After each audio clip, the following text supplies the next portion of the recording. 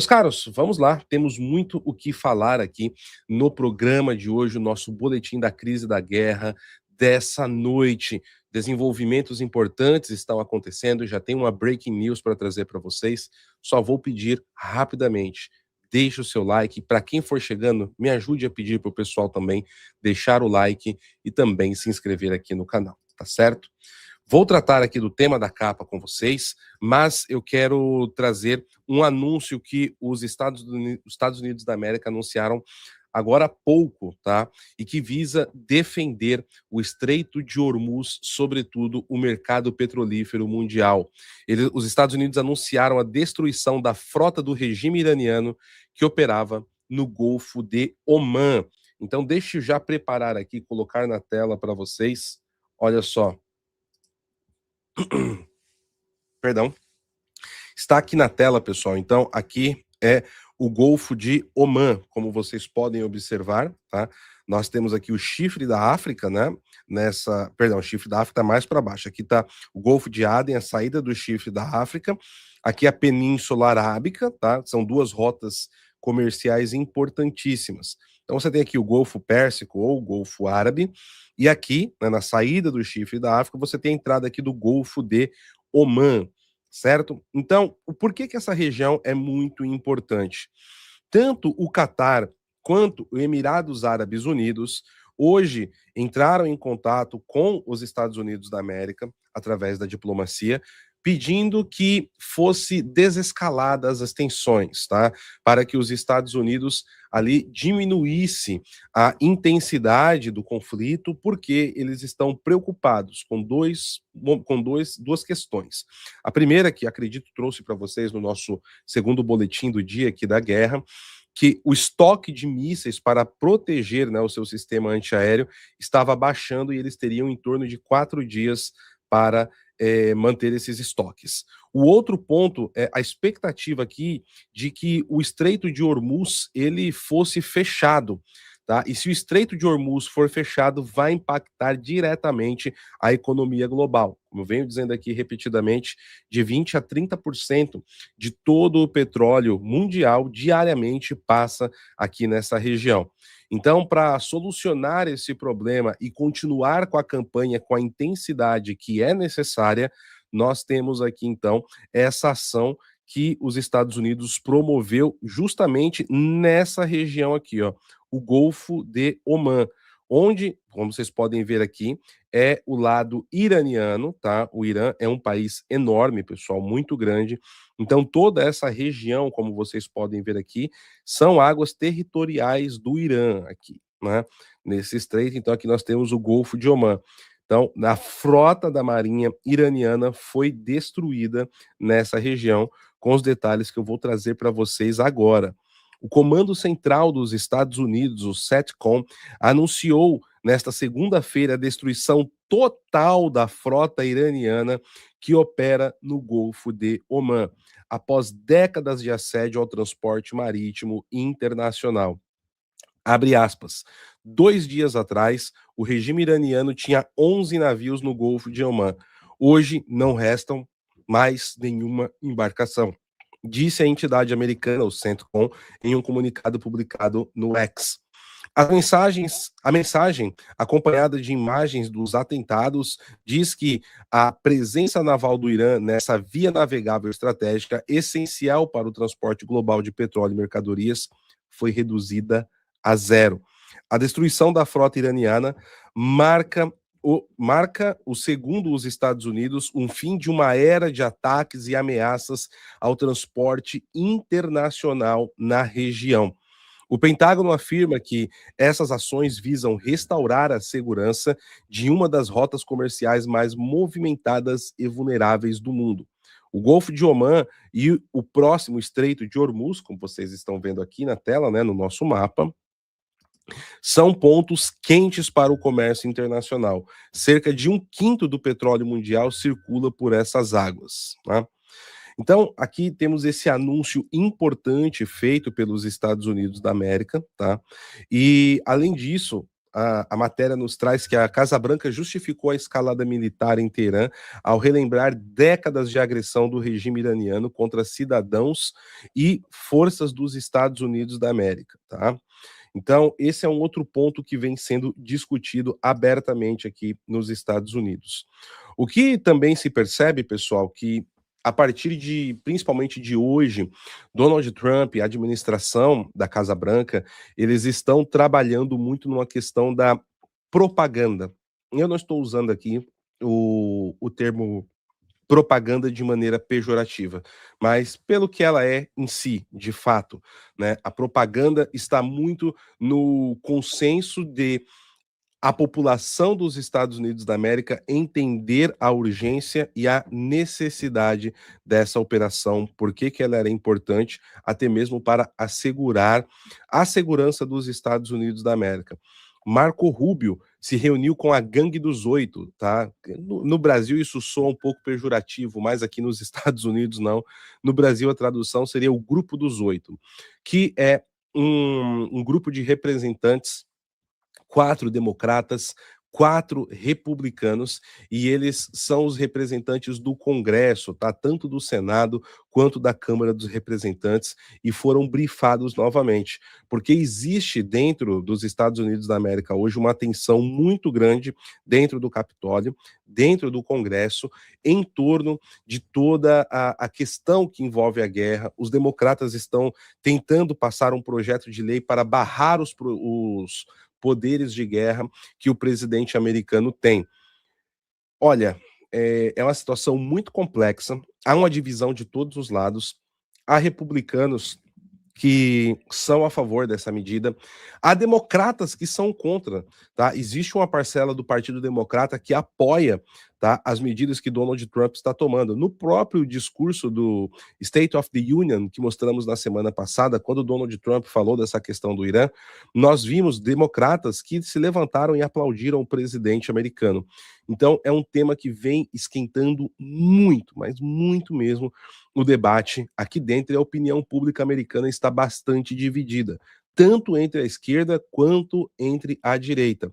Alas mais isolacionistas e que possuem uma certa influência, né, ideológica russa na direita americana, ali capitaneadas por Candace Owens, Nick Fuentes, Tucker Carlson, também vem falando firmemente contra a questão da operação militar e até dizendo que Donald Trump traiu a direita americana. Só que isso é uma parcela, não é a grande maioria da população americana nesse embate que vai ganhando terreno. E no meio de tudo isso, nós também tivemos Donald Trump que hoje falou que os objetivos no Irã, né, quais são, traçou tudo isso e afirmou que a grande onda de ataques ainda não aconteceu.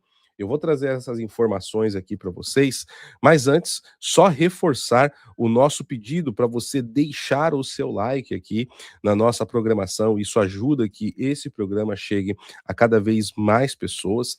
Nesse momento, já somos quase 2.600 pessoas ao vivo. Muito obrigado, mas apenas 1.085 likes, dá para a gente chegar em 2.000 facilmente, não, meus amigos? Nos ajude com isso. E também, para eu não deixar acumular aqui, já vou ler os superchats que vocês enviarem conforme a nossa pauta vai se desenrolando, tá bom? Então, quero aqui agradecer o senhor Kleber Lira, que mandou uma contribuição e disse: Trump e Bibi estão me fazendo um homem feliz. Eu daria esse acordo. Você faria esse acordo? Eu faria esse acordo. Um abraço para ti, Ivan Kleber e senhor Sepúlveda. Muito obrigado, Kleber. Obrigado pela sua contribuição e pela mensagem. Pessoal, ainda nesse quesito, né, envolvendo a opinião pública, hoje Donald Trump terá um reforço, tá? Terá um reforço que vem da Fox News. O Sean Hannity, ele é um dos principais apresentadores e comentaristas políticos dos Estados Unidos da América, e ele e a Laura Ingraham são os dois donos, né, do prime time da Fox News. Prime time é o período ali das 7h30 a 8 da noite até 11 horas da noite da TV americana, né? É o suprassumo do horário ali, o melhor horário da TV americana. E hoje, às 9 da noite, aqui no horário local de Washington, D.C., o Sean Hannity terá uma entrevista exclusiva com Benjamin Netanyahu, tá? Netanyahu hoje também fará essa entrevista ao vivo e que, acredito, vai parar boa parte dos Estados Unidos da América para ouvir o que o primeiro-ministro de Israel tem a dizer, mesmo aqueles que são favoráveis, aqueles que são contra, vão aí parar para ouvir o que o primeiro-ministro de Israel tem a dizer. A guerra midiática também nos Estados Unidos está muito ferrenha, tá, pessoal?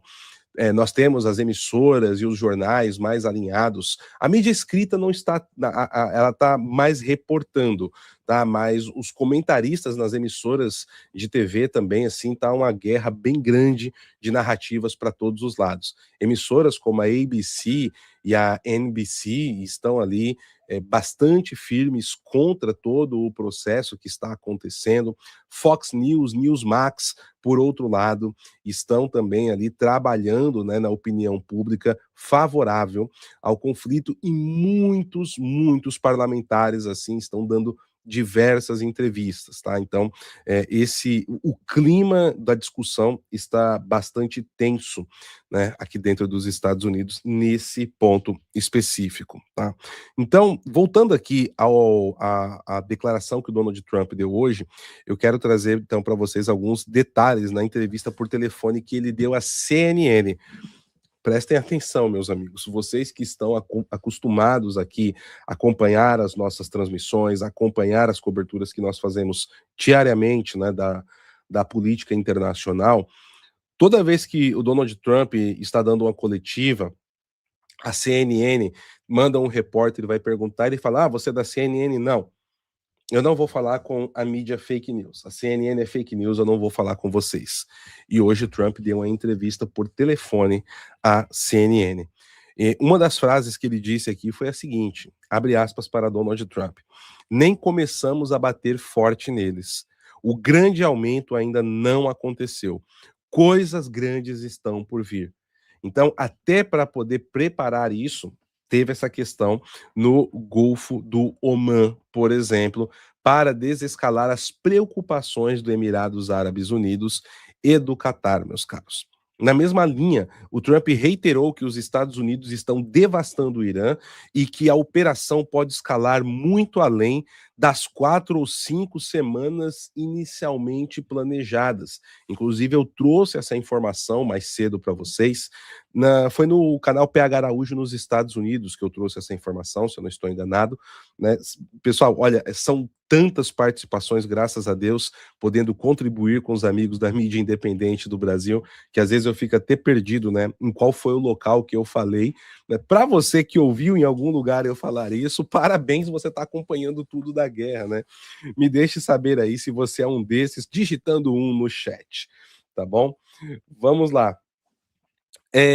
Continuando aqui então, o Donald Trump disse outra frase importante, aspas, sempre achei que duraria 4 semanas, agora estamos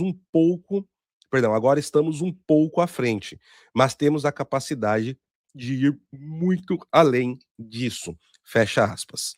Pessoal, me perdoem, está tentando um bocejo escapar aqui, mas desde sexta para sábado eu não sei o que é dormir direito, tá?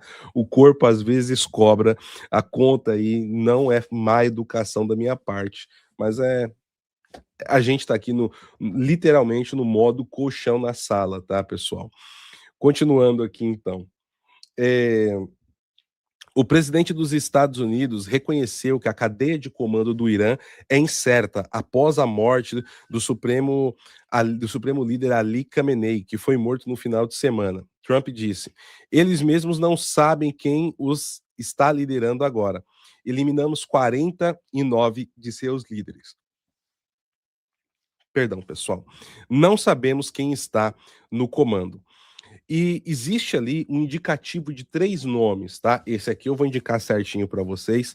Inclusive, eu publiquei um vídeo agora à tarde no nosso outro canal, né, para vídeos mais rápidos, que é o PH Araújo nos Estados Unidos, e lá eu falei do novo Ayatollah interino, tá? Temos um ayatolá interino, mas com poderes reduzidos em relação ao Khamenei e um triunvirato que está agora na liderança do Irã. Nesse triunvirato está o novo chefe da Guarda Revolucionária, nós temos ali o presidente Pezeshkian e também o novo Ayatollah. Então, passem por lá, deem uma olhadinha para vocês verem esse material também e ficarem por dentro. Continuando aqui. O líder republicano também ressaltou que a maior surpresa no desenvolvimento do conflito foi a reação dos países árabes vizinhos ao Irã. E eu concordo com Donald Trump, né? Vocês estão acompanhando aqui que ficamos realmente surpresos. Segundo ele, a Casa Branca esperava uma postura mais passiva de estados como o Bahrein, Jordânia, Kuwait, Catar e Emirados Árabes Unidos. No entanto, todos eles foram alvos de ataques iranianos e responderam ativamente, tornando-se mais envolvidos do que o esperado. Abre aspas. Dissemos a eles: nós cuidamos disso, e agora eles querem lutar. Agora eles insistem em se envolver, disse o presidente. Pessoal, aqui é uma análise acertada que trouxemos para vocês à tarde. Inclusive, eu trouxe isso na Auriverde também. Agora, a confirmação disso. Vamos lá, quem vai se lembrar, vai colocar um aí, quem não se lembra, coloca 2 no chat, né? Eu comentei mais cedo que era algo realmente espantoso a possibilidade de termos os países árabes lutando lado a lado com os israelenses em um conflito. Seria algo inédito, né, na história recente e realmente surpreendente.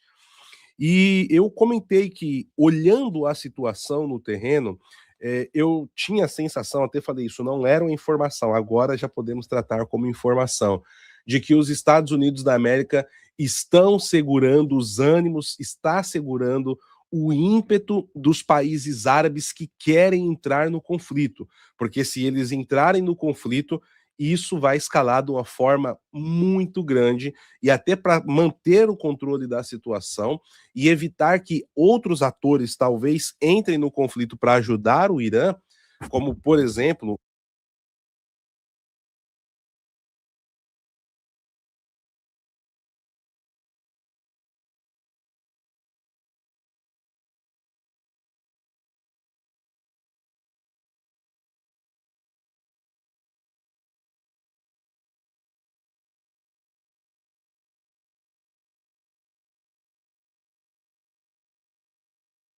Pessoal, faz tempo que eu tô mudo? Opa, qual foi a última parte que vocês me ouviram? Eu vi agora que tá mudo, deixa eu ver aqui quando vocês começarem a avisar. Peraí. Desculpa, pessoal. Desculpa por isso. Vamos lá.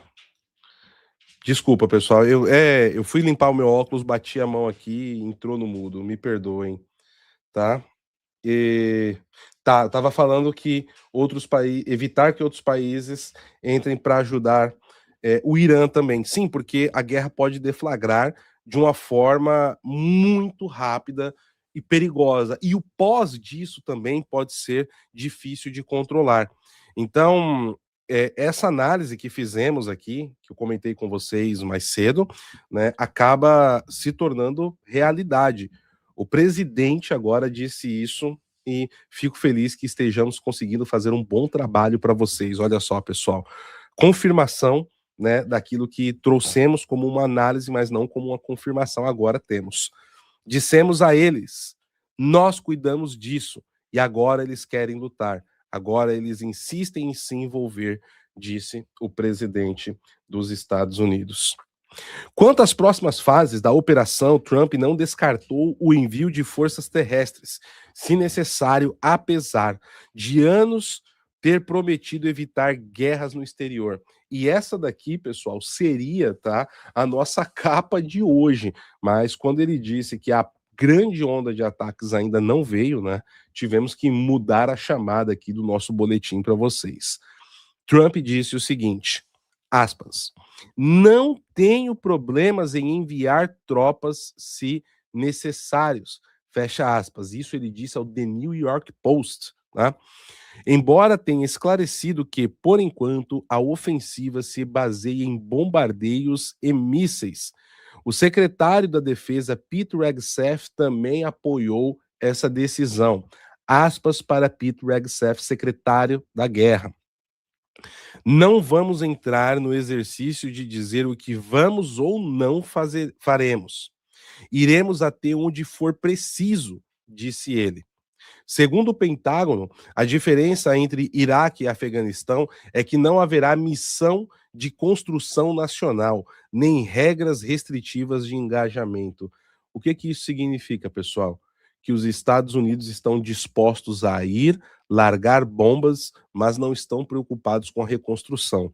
Eles acreditam que isso é o papel do povo iraniano, que também clamava pela queda do Ayatollah, e que o povo iraniano deve tomar o governo e derrubar de vez o regime revolucionário da República Islâmica do Irã. E aí, continuar como uma república, mudar o regime para de volta à monarquia com Reza Pahlavi, isso pertence ao povo iraniano. Donald Trump, inclusive, disse que eu prometi que ajudaria. A ajuda chegou. Vocês precisam fazer a parte de vocês. Ele verbalizou isso em uma declaração que publicou ontem, uma declaração de mais ou menos 6 minutos, tá? Vamos lá. Continuando aqui. Outra frase aqui do Pete Hegseth, né? O secretário da guerra. Não é uma guerra sem fim. Lutamos para vencer e não desperdiçar tempo ou vidas. Trump também aproveitou a oportunidade para detalhar pela primeira vez os 4 objetivos centrais da Operação Fúria Épica, Epic Fury. Destruir as capacidades de mísseis balísticos do Irã, aniquilar a marinha, ou seja, eles querem destruir a marinha, e acabamos de abrir o programa com a breaking news em cima disso, que no Golfo do Omã já não existe mais nada da marinha americana, né? Impedir que o Irã obtenha armas nucleares e cortar o apoio iraniano a grupos armados na região, como o Hezbollah e o Hamas. E aí, meus amigos, olha, isso pode resvalar no Brasil, tá? Porque o Hezbollah e o Hamas são grupos afiliados ao Foro de São Paulo, tá? Que tem como o grande líder e fundador e a pessoa mais proeminente hoje, olha só, o presidente do Brasil, Luiz Inácio Lula da Silva. Pois é. Existem articulações do crime organizado também, ligados ao primeiro comando da capital, principalmente na questão da tríplice fronteira, envolvendo fraudes financeiras, lavagem de dinheiro, tráfico internacional de armas, tá? Tudo isso acontece em 2 tríplices fronteiras, a do Brasil, Peru e Bolívia, e a do Brasil, Paraguai e Argentina. E os Estados Unidos estão monitorando, inclusive, planejam enviar contingente militar para a fronteira do Brasil com o Paraguai, tá? Trouxemos isso algumas semanas para vocês e esse plano continua de pé. Além disso, tanto a Argentina quanto o Paraguai montaram forças-tarefas dentro das suas forças de polícia federal, né, que seria homólogo à Polícia Federal do Brasil, para conter as ações do primeiro comando da capital na região, que contam sim com influência principalmente do Hamas nessas operações, tá? Então, o desmantelamento dessa estrutura lá no Oriente Médio pode ter, olha só, meus amigos, resultado prático na boca de fumo em São Paulo. Já pararam para pensar nisso? Né? Olha, a globalização está intrínseca até mesmo no crime organizado hoje em dia, né? Vamos lá, aqui para o que nós tivemos do Trump dizendo em outra frase, aspas, já afundamos 10 navios, eles estão no fundo do mar. Enquanto isso, o presidente do Estado, o chefe do Estado-Maior Conjunto, o general Dan Kane, que inclusive foi alvo de polêmicas aqui, trouxe para vocês na semana passada, lá no canal PH Araújo nos Estados Unidos, confirmou que a campanha militar ainda está em sua fase inicial. O chefe do Pentágono, ou seja, o principal nome do exército americano disse: a campanha militar ainda está em sua fase inicial e que levará tempo para atingir os objetivos. Quando o Trump fala, é óbvio que é extremamente importante. Quando o Pete Hegseth fala, é óbvio que é extremamente importante. Mas, acima de tudo, eles são políticos, meus caros. E quando nós estamos vendo o Dan Kane falar, o peso, por mais que o Trump seja o chefe dele, é diferente. Porque nós estamos falando de um cargo militar direto e não de um cargo político, tá? Então isso é encarado de uma forma diferente, sobretudo, né? Ele reconheceu que a supremacia aérea dos Estados Unidos já foi imposta ao Irã e que isso permite que os ataques continuem com menos riscos para suas próprias forças. No entanto, ele admitiu que a operação será um trabalho árduo e que as baixas já foram registradas. Até o momento, subiu o número, tá, pessoal? 4 militares americanos foram mortos no Kuwait por um ataque iraniano e 3 aviões foram abatidos oficialmente por fogo amigo, tá? Isso aconteceu, inclusive, ontem à noite. Hoje eu vi um vídeo também de um piloto que conseguiu ejetar e nessa ejeção ele cai próximo à praia, né? E ele cai assustado, aí vem um pessoal do Kuwait correndo, né? Para ajudar, perguntando: você tá bem? Falando com ele em inglês: você tá bem? Ele tá assustado, ele: não, você tá seguro, não vamos fazer nada, tal. A gente veio ver se você tá bem. Aí ele se acalma, ele: não, tá tudo bem, não tô machucado nem nada. Aí eles até eles falam: obrigado por você estar ajudando o nosso país a se defender, tal. Foi uma cena até interessante de se assistir, tá? Ao mesmo tempo, Trump insistiu que o conflito não busca instalar um novo governo no Irã, embora tenha reconhecido que a eliminação de dezenas de líderes causou uma mudança de regime de fato. Abre aspas. Não é uma guerra de mudança de regime, mas conseguimos uma mudança no regime, disse ele.